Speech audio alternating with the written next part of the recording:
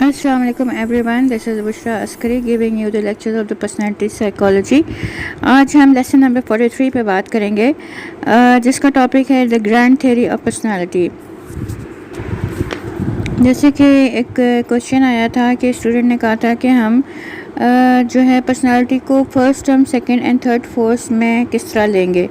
तो हम ये है कि हम पर्सनालिटी थ्योरी को 17 theories of personality under the banner of first, second, third force में हम ले सकते हैं।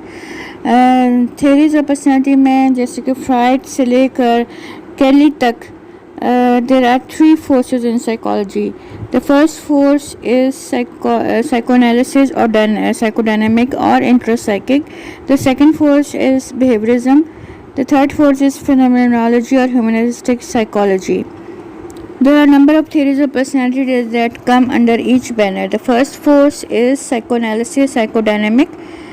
इसमें फ्राइड्स थ्योरी आता है, Jung's theory, Adler's theory, Karen Horney's theory और एरिक्सन थ्योरी, जिसके बारे में हम डिटेल में बहुत ज़्यादा डिस्कस कर चुके हैं। The second force is behaviourism. It includes Dollard and Miller's theory, Skinner's theory, Bandura's theory and Pavlov and Watson and Thorndike work. The third force जो है वो है एडलर की है, Kelly, Murray, Maslow, Rogers theory, Albert's theory, Cattell's theory and Sullivan's theory. These are the three forces in psychology. The first four जो है वो psycho analysis की है. It includes, जैसे कि मैंने पहले बताया था, फ्रॉइड, जंग, एडलर, कैरन हॉर्नी और एरिक्सन. फ्राइड्स थ्योरी जो है वो क्या इंक्लूड करता है, वो उसमें जैसे कि आपको मालूम है कि फ्राइड का ज़्यादातर जो फोकस है वो लेवल ऑफ कॉन्शियसनेस पर है. Analysis of mental structure, psychosexual stages of development और defence mechanism, means of tapping the unconscious instinct in an inherited condition. It gives our behaviour direction.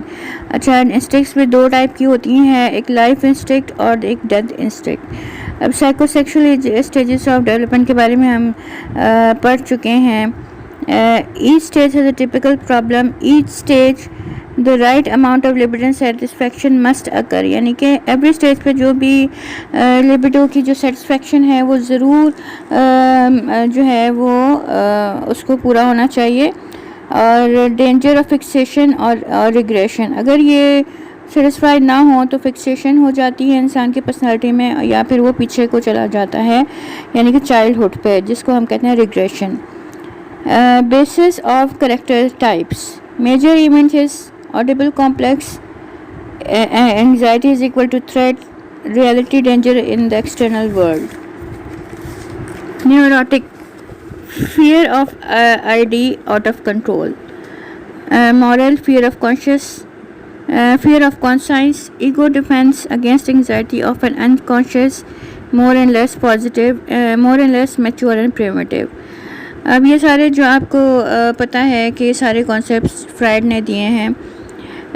Fried के बाद जो आई है थ्योरी वो जंग की है, जिसमें उसने पर्सनल अनकॉन्शियस के बारे में बात की है, विच कंसिस्ट ऑफ रिप्रेस्ड और फॉरगॉटन और not very vivid images.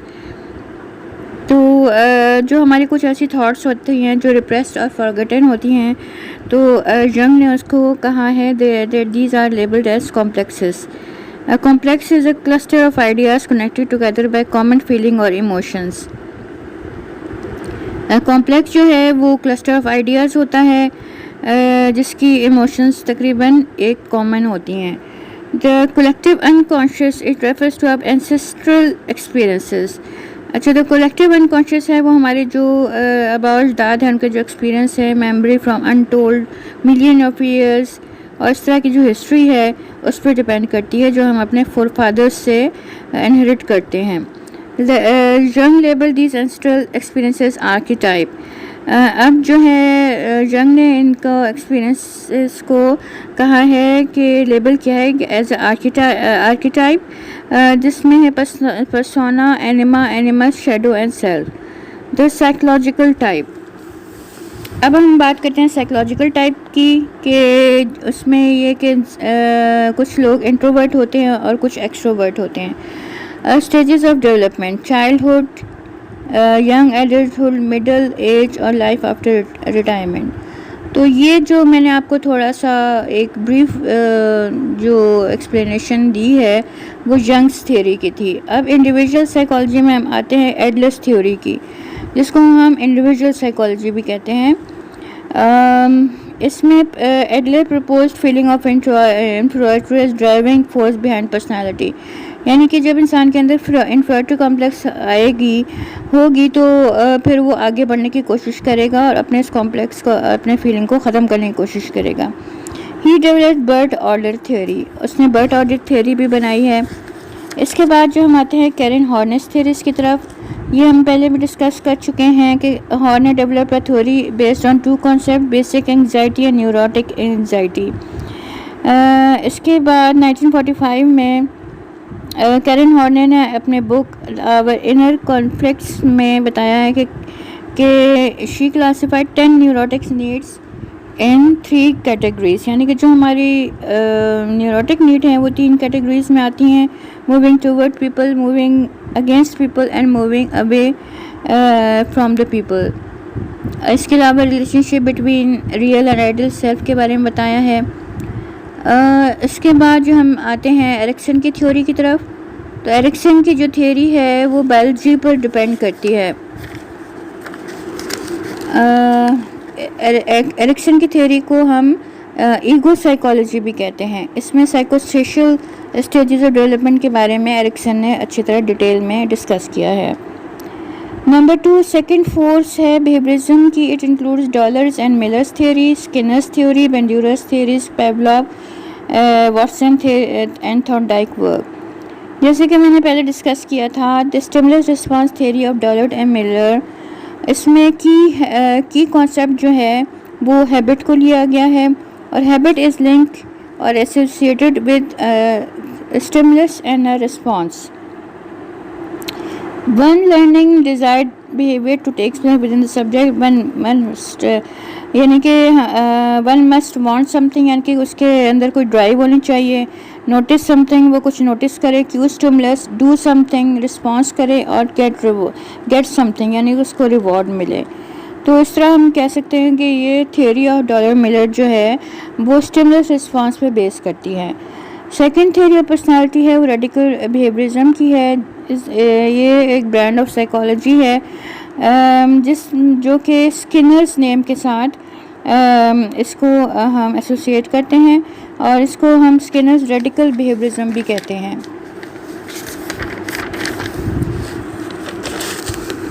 Skinner ने जो टर्म यूज़ की है वो यूज़ की है operand. The operant is a response that operates on an environment and changes it. The change in environment affects the occurrence of the response. जैसे कि reward and punishment mold the behavior of animal as well. Human beings, teacher, judge, employers rely on connection between action and consequence to shape behavior. अब इसमें ये है कि जो consequences जो हमारे behavior को increase करते हैं, जो हमें अच्छे लगते हैं, हम उनको रीइंफोर्समेंट कहते हैं। और consequences that decreases the frequency of behaviour, कुछ कॉन्सिक्वेंसेस ऐसे होते हैं, यानी कुछ रिजल्ट्स ऐसे होते हैं जो हमारे बिहेवियर को डिक्रीज करते हैं, उनको हम पनिशमेंट कहते हैं। Skinner discovered 2 basic reinforcement strategy for increase the frequency of behaviour: positive reinforcement और the frequency that increases because it followed by reward। और नंबर 2 पर है the frequency of behaviour that increase with negative reinforcement और with the removal of lessening of an unpleasant stimulus। Skinner described 2 basic reinforcement strategies for decreasing the frequency of undesired behavior। अब जो undesired behavior है उनको हम extension और punishment के through हम decrease कर सकते हैं। अब इसके अलावा जो बिहेवियरिज्म में जो नाम है वो आता है बेंडूरा का। बेंडूरा की जो थ्योरी है वो कहता है कि वो human behaviour is learn by observation. हम दूसरों का बिहेवियर ऑब्ज़र्व करते हैं और उसको इमिटेट करने की कोशिश करते हैं, और जो हमें बिहेवियर अच्छा लगता है हम उसको हमारे मुताबिक होता है, हम उसको देखकर जो है वो इमिटेट करते हैं। फॉर एग्ज़ाम्पल टीवी ड्रामास वगैरह या कार्टून वगैरह में जब बिहेवियर एग्रेसिव होगा तो फिर जो देखने वाला है वो भी एग्रेसिव और वायलेंट होगा। Albert Ellis is a view that irrational beliefs are the basis of all our maladjustment. एक और जो नाम है बिहेवियरिज्म में वो एल्बर्ट एलिस का है, जिसमें उसने कहा है कि ABC की जो rational emotive behaviour ABC theory of personality के बारे में डिस्कस किया है। A refers to an activating event, B refers to the belief system of the individual, C refers to the consequence. Now in this ABC model of personality, quite later Ellis added D and E as a component, whereas D जो है वो disputing और जो debate the challenging the irrational behavior, और E refers to the effect that it minimizes the irrationality in one's attitude. Now there are three forces in psychology. जब third force के बारे में हम बात करेंगे जो कि है फिनोमेनोलॉजी और ह्यूमनिस्टिक साइकोलॉजी, जिसमें एडलर का नाम आता है, Kelly's theory, Murray, Maslow, Rogers theory, Allport's theory and Cattell's theory. Maslow ने हायरार्की ऑफ नीड के बारे में बात की है, यानी कि फिजियोलॉजिकल नीड जो होती हैं वो बॉटम में होती हैं और सेल्फ एक्चुअलाइजेशन नीड जो होती हैं वो टॉप पर होती हैं। अब जो इन नीड्स को सेल्फ एक्चुअलाइज्ड पर्सन होगा वो इन सारी नीड्स जो बेस पर होती हैं सारी नीड्स को फुलफ़िल करता हुआ ऊपर जो टॉप पर जाएगा और वो सेल्फ एक्चुअलाइज्ड पर्सन होगा, जिसमें क़ायद आज़म मोहम्मद अली जिन्ना, इमरान खान, अब्दुल सत्तार ईदी ये शामिल हैं। यानी कि ये लोग टॉप पर जाते हैं और अपनी जो सेल्फ एक्चुअलाइजेशन की जो नीड्स हैं उसको पूरा करते हैं। Rogers theory, phenomenological theory of personality. Rogers की थ्योरी को हम फिनोमेनोलॉजिकल थ्योरी ऑफ पर्सनालिटी भी कहते हैं। He puts the emphasis on positive aspects of life, free choices, personal growth experiences. उसने ये कहा है कि हम इंसान जो अपनी ज़िंदगी में फ्री है और पॉजिटिव एस्पेक्ट होना चाहिए उसकी ज़िंदगी में जो कि हेल्प करे उसको पर्सनली ग्रो करने में। फुली फंक्शनिंग इंडिविजुअल जो है उसको बहुत ज़्यादा इंपॉर्टेंस दी है कार्ल रॉजर्स ने। अब आते हैं कैलिस थ्योरी की तरफ। Kelly's theory is, according to the Kelly, individual personality is nothing more than his or her construct system. यानी कि एक इंसान किस तरह अपनी लाइफ में डिफरेंट कॉन्सेप्ट्स बनाता है, कंस्ट्रक्ट्स बनाता है, इसके थ्रू अपनी लाइफ वो गुजारता है, उसी से उसकी पर्सनालिटी बनती है। सिलमन्स थ्योरी, सिलमन्स थ्योरी ने जो है इंटरपर्सनल रिलेशनशिप्स के बारे में ज़्यादा बात की है। तो personality developed as a result of interpersonal situation and events. अब हम बात करते हैं कैटल्स थ्योरी की। कैटल की जो थ्योरी है वो फैक्टर एनालिसिस पर बेस करती है, जिसमें उसने कहा traits which considers building block of the personality. इसके बाद मरे की थ्योरी आती है जिसमें reflects novel and unique recurrent enduring patterns of behaviour. यानी कि पर्सनालिटी फंक्शंस का क्या काम है according to Murray, to reduce conflicts, satisfy individual needs and make plan for attainment of the future goal। वो फ्यूचर गोल को किस तरह वो अपने हासिल किया कर सकता है थ्रू पैटर्न्स ऑफ बिहेवियर। अब हम एवोल्यूशन की बात करेंगे। देयर आर, जैसे कि मैंने पहले अभी डिस्कस किया है, हमने ये इस पर बात भी कर ली है। The first four is psychoanalysis, number 2 force जो है बिहेवियरिज्म है, और नंबर 3 फिनोमेनोलॉजी है। ओके स्टूडेंट्स, आज का लेक्चर आज यहाँ पर एंड हुआ। अब हम नेक्स्ट लेक्चर जो हमारा second last lecture personality psychology होगा वो हम उस पर बात करेंगे जो है कि पर्सनालिटी अप्रेजल पर। ओके, थैंक यू स्टूडेंट्स, अल्लाह हाफिज़।